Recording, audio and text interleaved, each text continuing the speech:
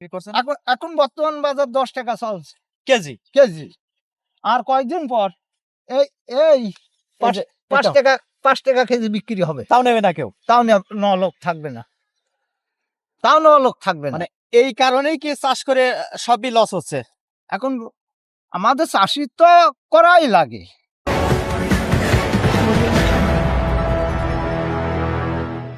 মানে সার, মানে কীটনাশক ওষুধ, এদের প্রচুর পরিমাণ দাম, খরচ। আচ্ছা, আমরা ফসলের ন্যায্য মূল্য পাচ্ছি না। এই যে টমেটো, টমেটো, এই হ্যাঁ, যে টমেটো তো মোটামুটি গাছ তো ভালো হয়েছে আর কি। না গাছ ভালোই বানানো হয়েছে। এখন মানে মূল বিষয়টা হচ্ছে যে এই যে টমেটোটা, হ্যাঁ, হ্যাঁ, এই যে টমেটো। এই টমেটোটা আমরা কোনো বিষ, কোনো কিছু মানে মুক্ত, হ্যাঁ। মানে একে পাকাবো, এই গাছেই ওইভাবেই পাকবে। আচ্ছা। গাছে পাকার পর তুলবো, হুম। তুলে নিয়ে যাই যদি বাজারে আমরা 8 টাকা 10 টাকা কেজি বিক্রি করতে হয়, তো আমাদের কৃষকের জনের দামই থাকবে না। জনের দামই থাকবে না। জনের দামই থাকবে না। কারণ? কারণ এই এই যে একটা ফাইল দেখা যাচ্ছে, হ্যাঁ, এই যে একটা হয়। এই একটা ফাইল তুলতে একটা লোক লাগবে, বাইসি তুলতে পাকাটা, যেটা বলিষ্ঠ পাকতি আগে হুষ্ট-পুষ্ট হয়ে গেছে পাকা মতন আর কি। পাইকে গিয়েছে, ওইটা তুলতে একটা লিভার লাগবে, মানে জন লাগবে। জন লাগবে। আচ্ছা। একটা জনের দাম আছে 500 টাকা হাজিরি। 500 টাকা। 500 টাকা তার সে মানে সকাল 7টার থেকে আসবে, আর মানে দুপুর 1টার সময় সে বিদায়। ও মানে 7 টায় আসবে, 1 টার দিকে বিদায়। 1টার দিকে বিদায়। তাহলে এই 4 টেরা টমেটো হবে। এই বান্ডাল যদি পাকা, খালি পাকাটা বাইসি তোলা হয়, তাহলে 4 টেরা টমেটো মানে সংক্ষেপে দেখা যাচ্ছে বাচ্চার দি 1 মণ ওজন হবে। 1 বাচ্চা মণের বাদ দিয়ে। বাদ দিয়ে। তো ধরেন কিছু মানে ওই প্রাকৃতিক ঠোকাই এগুলো সব শর্টকাট বাদ দিয়ে 1.5 মণ, নিম্নত 1.5 মণ হবে। আচ্ছা, 1.5 মণ টমেটোর দাম কত আসে? বর্তমান বাজার কত করে আপনারা বিক্রি করছেন? এখন বর্তমান বাজার 10 টাকা চলছে কেজি। কেজি।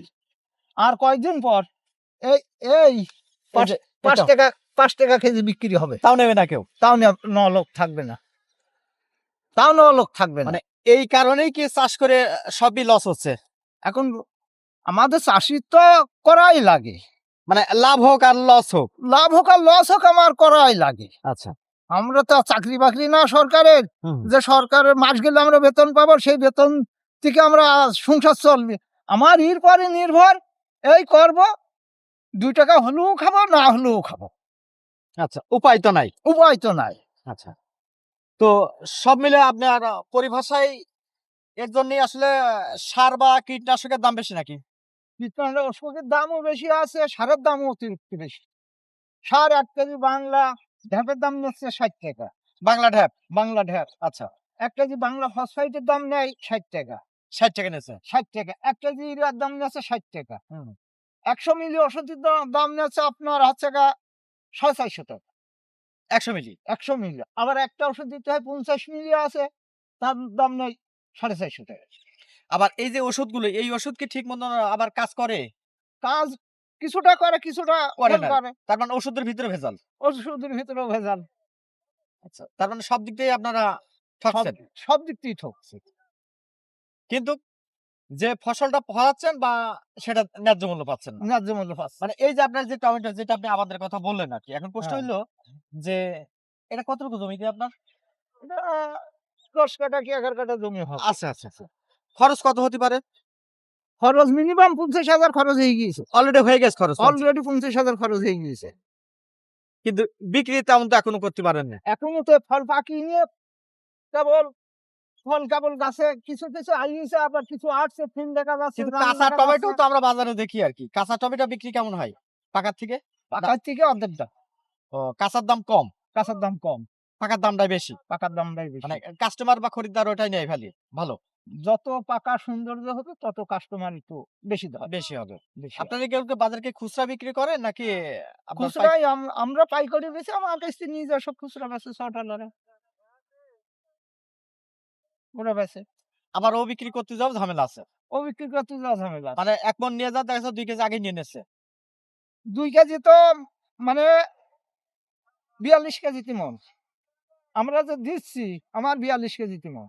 মানে ঢলন রেখেই দেবে, ঢলন 2 কেজি দেওয়াই লাগবে, দেয়াই লাগবে। দেওয়াই লাগবে। আবার আমরা 1 কেজি কিনতে গেলে 50 গ্রামও পাবো না।